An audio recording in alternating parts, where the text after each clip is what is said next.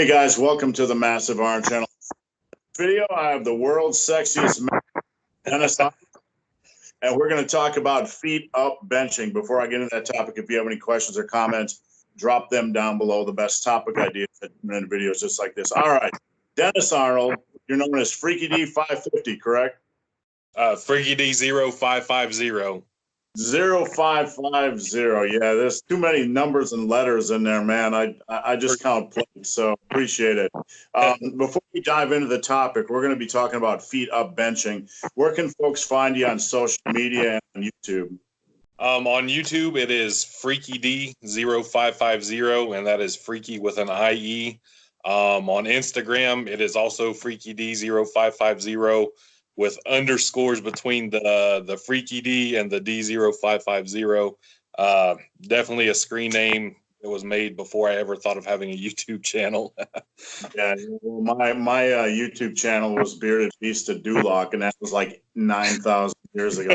All right, man. I mean, for those that don't know you, you are a beast on the bench press.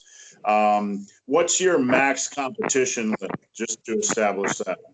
My max bench in a competition is 525 pounds at 304 pounds body weight. And just to throw this in here, I've benched 501 and a half at 270 as well.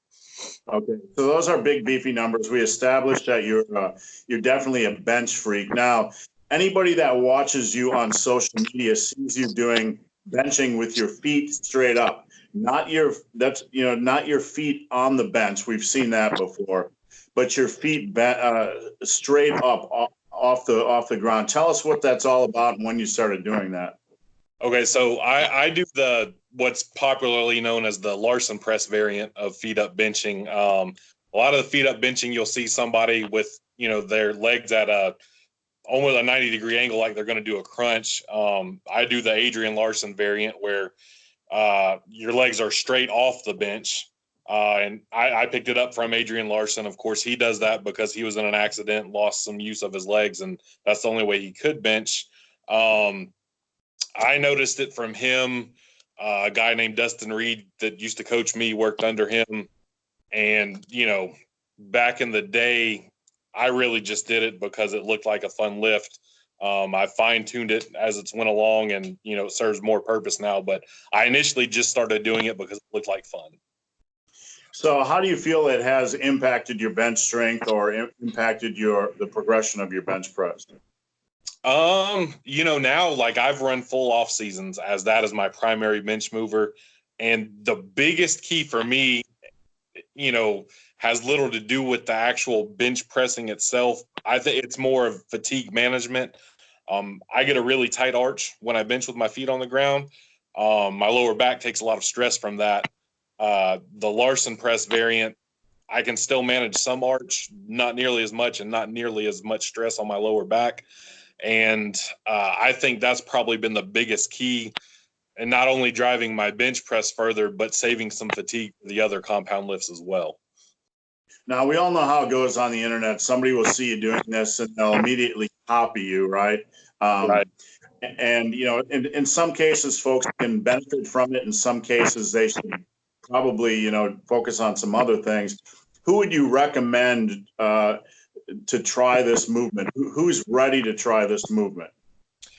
Late intermediates at best, who have already established, a very good form, very good technique, on their bench press among the other lifts. And then, initially using it probably as an accessory, not using it like I do and replace your bench press. So somebody who's at least plateaued probably a time or two, their linear progression has stopped on the bench press. At that point, I think it's a good technique that could be implemented. Or, if you're having injuries, say with your knees or something where you can't get into a full bench setup, it can certainly be a substitute as well. But I would still, for the average healthy person training, already be proficient at the bench press itself before you even think about doing a Larson press. Now let's talk sets and reps, nuts and bolts of it. How do you usually train it as far as sets and reps? Do you vary each week, or is it very consistent? So if I'm running a structured off season, I will run it just like any other lift. I use a linear periodization setup where I'll typically run a block of, 5x10s, then narrow that down to a block of 5x5s, progress into a block of 3x5s, then 3x3s. Generally, at that point, if I want to do a big lift for YouTube or the gram, it'll be after that 3x3 block. If I'm being smart and just continuing progressions, I will then, reset it back to the set of 10s and or switch up the variation, do like a close grip or a spoto with it or something like that. I'm really glad you said 5x10s because it makes me feel good that I'm not the only one that advocates that for other lifters. I take a lot of heat. That they act like it's way too much volume. Everybody wants to do triples year round. Now, I suppose, I mean, we all know social media can be crazy.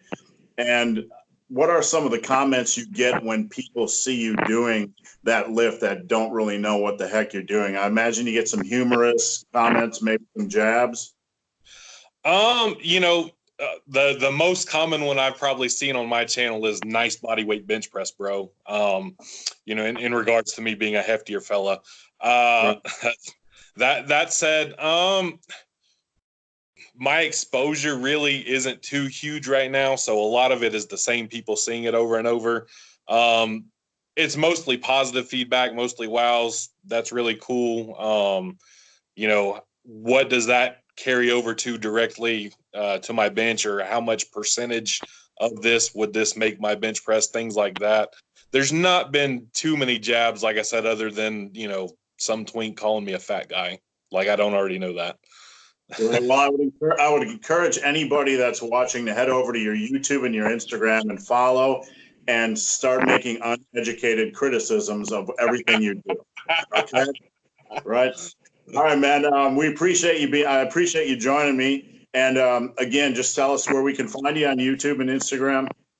That is on YouTube, freakied0550, freaky with an IE. On Instagram, it is also freakied0550 with underscores between the freaky and the D, and between the D and the 0550. All right, we had to repeat that because that's like calculus to anybody watching, including me. All right, guys, thanks for watching. Have a great day. Thank you, Steve. And